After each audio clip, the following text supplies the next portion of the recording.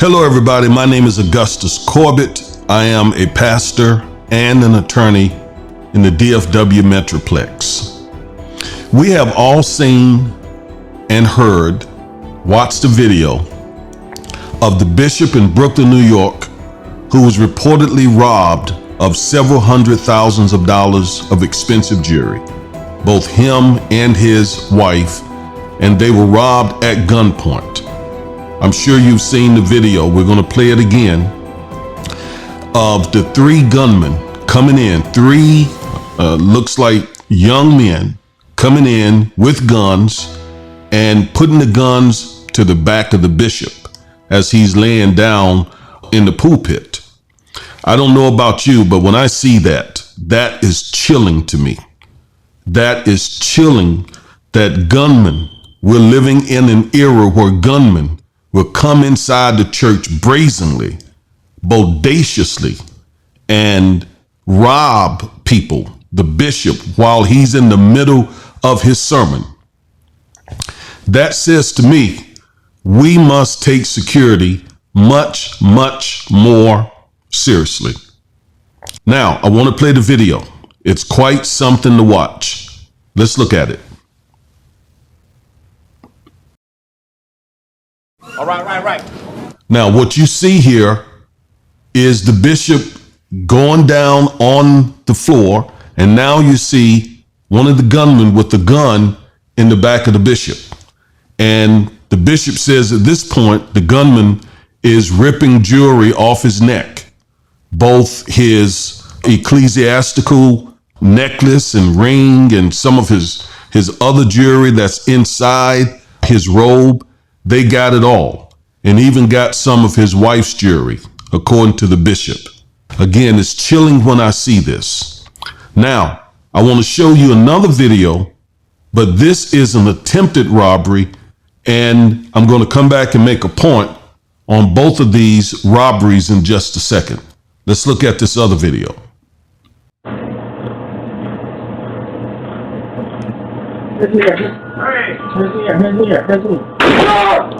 So you see the gunman came in and he pointed a rifle, an automatic rifle, at the person in the back of the store.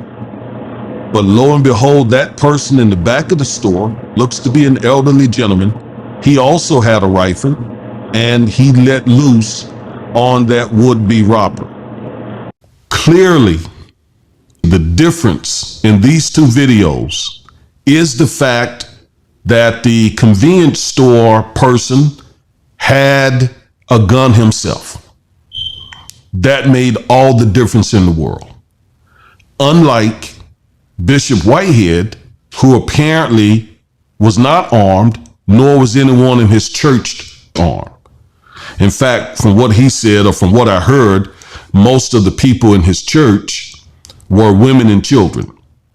And that's the case with so many churches. Most of the parishioners are women and children. And I think it's just the responsibility of the clergy in these churches to have some sort of security to protect the church, the women, the children, etc. Now, several days after the video, the bishop did a press conference. I want to play a small portion of that press conference. So when we look at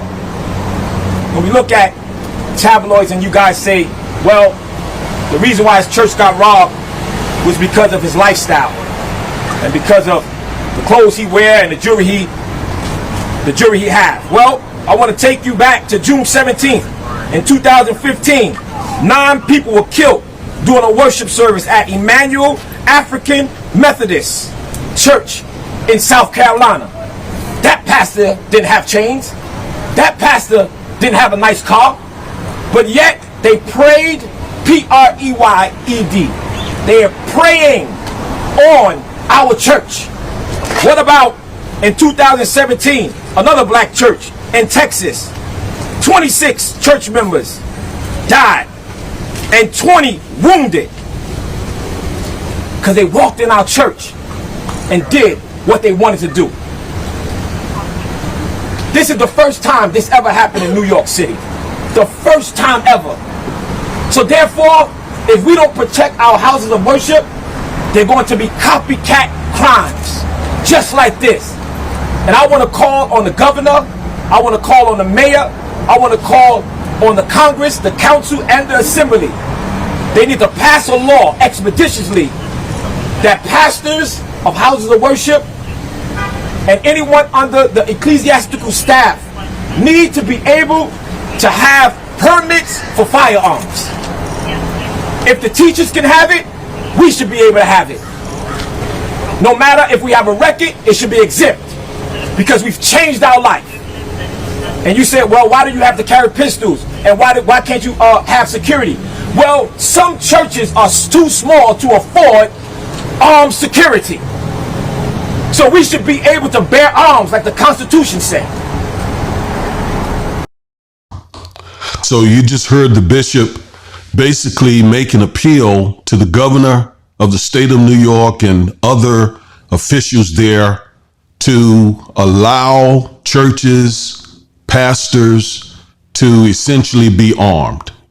We know that New York is a state that has some very restrictive gun laws.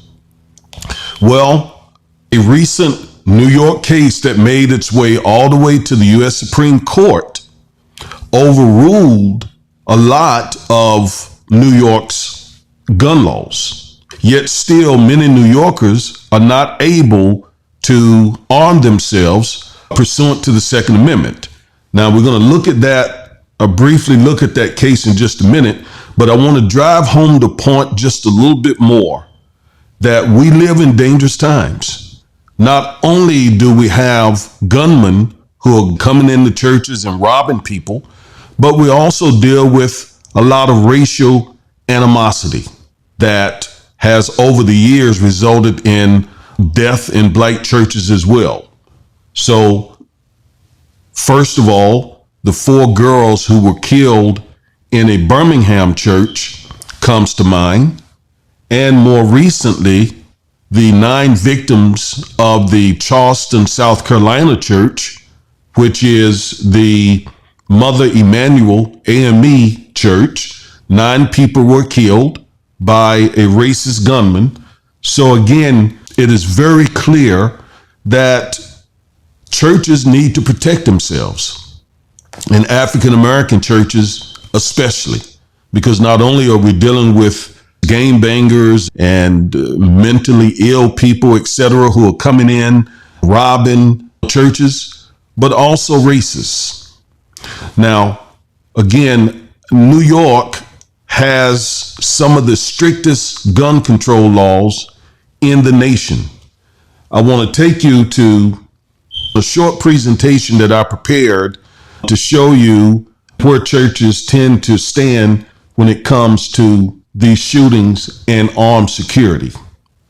So the number of church shootings, according to Lifeway, since the Columbine school shooting on April 20th, 1989, there have been 23 fatal church shootings. The deadliest was the 2017 shooting at First Baptist Sutherland Springs in Texas, with 26 deaths, including an unborn child. Now, the question is, do churches prioritize safety?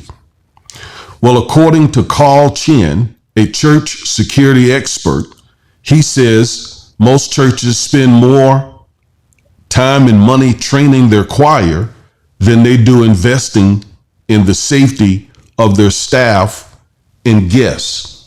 Now, isn't that something? The average church spends more time and money on the choir, which we understand, right? We, as Christians, we worship God, we come to church to worship, but we also must provide a safe atmosphere and environment, again, for our parishioners, who oftentimes are mainly women and children. All right, now, back to the New York gun control laws.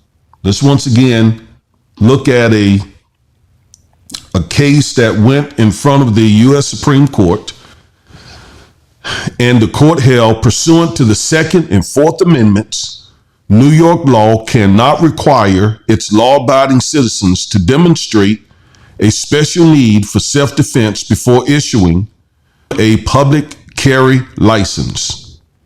And since this was the U.S. Supreme Court, this holding applies to all states.